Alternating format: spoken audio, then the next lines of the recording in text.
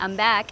It has been a long time coming. I've moved my life back to Indonesia and set up my dream life, well, almost. I'm ready to show you back into my life again, so let's go.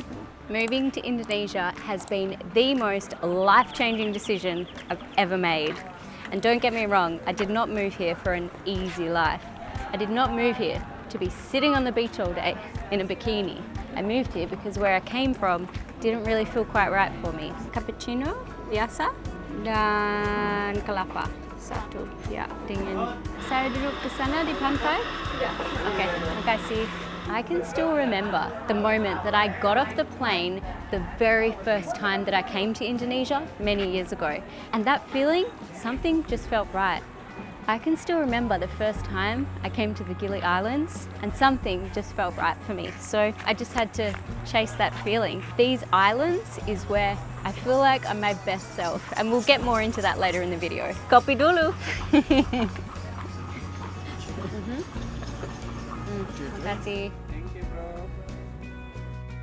It has honestly felt like my life has been a movie so many times since I've lived here and since I've been vlogging here on YouTube, so there is a lot to fill you in on. But first, some context. What led me to make the decision to move to Indonesia and how did I make it happen? Some of you might remember the last time that I posted here from Gili Trawangan. It was back when I had to leave here at the start of the pandemic. What you don't know is that at that time, I'd actually planned to move to Gili for 6 months. It was literally 2 weeks into that trip when everything came to a grinding halt. And I was sent back to Australia, leaving a piece of my heart and shattered dreams here in Gili. During the pandemic, I, like everybody, tried to pivot to fit the new circumstances. I really tried wholeheartedly to give up my plan, which was no longer possible, and make a new life for myself in Australia. Before, I used to work to travel, so after establishing myself in my career for many years, I then ended up leaving to travel, but getting into a good rhythm of working for 6 months of the year and then traveling for 6 months of the year. So during those years, I would be working my absolute butt off for 6 months, working full-time hours, doing freelance work, working on my YouTube so that I could afford to take the 6 months off to travel. So then when the pandemic hit, I thought, maybe this is time that I try to settle down and be normal. So I managed to get a part-time job so that I could work in my career, do some little part-time trips, and have time for my creative brain to flourish. It was a productive time. I did many fulfilling projects at home and finished my house renovations, which had stretched out over way too many years. I bought a van and fitted it out into a camper van to have a taste of van life on my days off. And I did a lot of self-development and growth work. But something was missing. I felt like an outsider, an imposter, kind of like I was an actor in someone else's life. It just didn't quite feel right. It's like that feeling when you're 18 and you end up at some friend of a friend's rich parents' house. You're already pretty wasted, but everybody else seems to be able to handle themselves. And you're just trying to figure out how do you walk and talk so they don't realize that you're just the drunk kid from the poor suburbs. How does everybody else seem so effortlessly normal? And how do I fit in here when I don't feel that calm belongingness in my heart? That is a feeling that I've struggled with for a lot of my life, and it seemed to be coming up a lot for me during this time. And worse, I was becoming resentful towards the people I loved. I wasn't being my best self, and I wasn't giving my best self to the people around me. I didn't experience this feeling as much when I'd traveled before, even though it's ironic because you're perpetually an outsider when you're traveling. But it was the connections that I made with other travelers who had the same mindset and would happily delve into deep philosophical conversations. And the other people who had also gravitated to places like Gili because they felt the same way about normal life. So they left the structure and security of their hometowns and cities across Indonesia and the world. So back in Australia, I knew I needed to make a change, but of course the circumstances of the pandemic were very limiting. I was listening to a lot of motivational books to try to get myself back into the positive mindset and regain my power. And if you do want a whole video about this topic, because there was a lot of mindset work that went into it, let me know in the comments and I will bring that for you. So I thought it was travel that I missed that was making me depressed. So I tried to quit my pretty good government communications job so I could go on a road trip, but the department director begged me to stay, so I managed to negotiate to leave the office for 6 weeks and work from my van on a road trip in the WA outback. But here's the thing, I found that I was just as lonely and lacked connection. Instead of meeting fellow travellers and dreamers like I did when I travelled abroad, I was met with grey nomads and couples and families who tended to avoid eye contact with solo female travellers. I was also dreaming about Gili at night when I slept. I was missing the feeling of home, the warm weather, tropical waters, the community of close friends and acquaintances, and the endless creative projects that always seem to eventuate with the big community of musicians here. So I made the decision, I'm going to move to Indonesia. And at that time, Western Australia's borders were still closed. We had one of the strictest borders in the whole world for the pandemic. But I knew that if I got out of the victim mindset of being sad that I'm not where I want to be right now and actually made a plan for it to happen, it would happen. So I started researching which airports were open for international flights. What were the circumstances that you could get a visa and approval to leave the country? I started searching for potential government relations jobs and international study courses that I could apply for in Indonesia, so I had a valid reason to be able to leave the country. And do you know what happened? Within a few days of making that decision, the borders opened. Surprise! Suddenly, travel was allowed to happen, along with a bunch of vaccine and quarantine requirements, but I didn't mind one bit, because my plan was coming true. So at this time, I knew that I wanted to have a business here in Indonesia. I needed to be able to sustain myself financially, and I needed intellectual stimulation. I couldn't just move here and sit on holiday all day.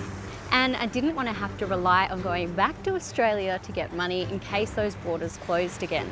So this time, the move is going to be one way. But I wanted to see for myself what was it like here after the pandemic.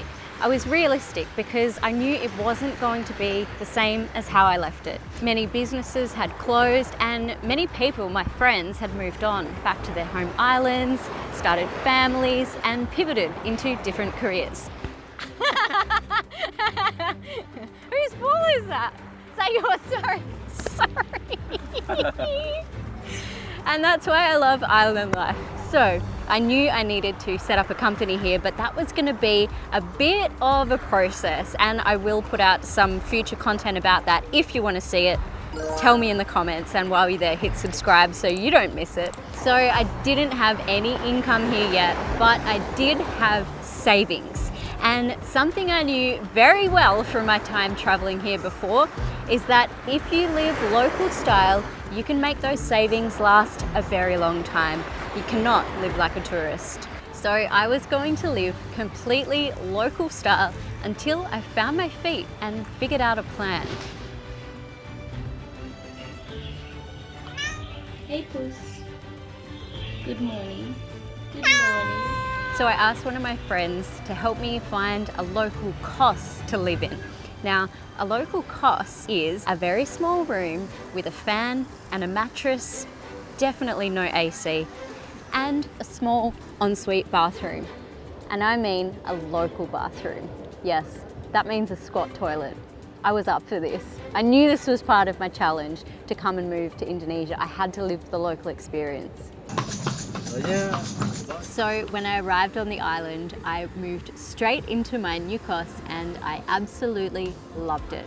I have really fond memories of this place pre-pandemic because a group of my friends from Sumbawa all used to live there, so we all used to hang out in the middle. But this time it was almost empty. There was just my friend in the kos next door. Selamat pagi, neighbor. Oh my God. And then a local family on the other side. And usually foreigners can't really rent these places. They're for local workers to stay in. But because the island was still practically abandoned, it still hadn't yet bounced back from the pandemic, I was allowed this time. Whew, home sweet home. And guess how much I paid for it? 700,000 Indonesian rupiah, that's $70 Australian per month. It's a very minimalist way of living, but I loved it. And I lived this way for a few months. Let's go meet my friend for some breakfast. The pace of the lifestyle here on the island is very relaxed, but it's not without its challenges, which I will show in future videos. There are no motorised vehicles on this island. It's only horse and cart or bicycle, or you could walk. The community is so friendly and there are so many incidental moments of socialisation because when you ride around you always see people you know, so it creates that nice community feeling even if it does take you a lot longer than you planned to get anywhere. My life here is now a lot more established, so I'm really excited to show you everything I've got going on. I've upgraded where I live and I'm putting my own finishing touches on it now. I have a happy relationship now, which is full of all the cross-cultural challenges and personal growth that comes with it. I created the company that I had dreamed of and I even have a full team of staff now. And I am still traveling around a little bit, going on band tours and taking fun trips. And the next plan is going to be to buy land and build a villa. I'm navigating the new culture and language and trying to adapt to running a household and a business on a tiny island with limited supplies and infrastructure and without the usual conveniences that I'm used to. Life now and the challenges that I face are more external challenges rather than the constant internal existential crises that plagued my mind before. I feel like the challenges now are the ones that I'm supposed to be experiencing, that are leading to my personal growth and taking me towards the next step on my path.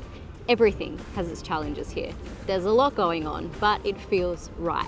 Anytime that I start to feel stressed, I remind myself this is exactly what I wanted and I made this happen. So I look forward to showing you more of my life here, the successes and challenges of what it's like to leave everything behind, to chase a dream and follow the path that you feel like you're supposed to be on. Just like in The Alchemist, of following your personal legend. So thanks for tuning in. I've got many more videos, so hit subscribe and I will see you again very soon.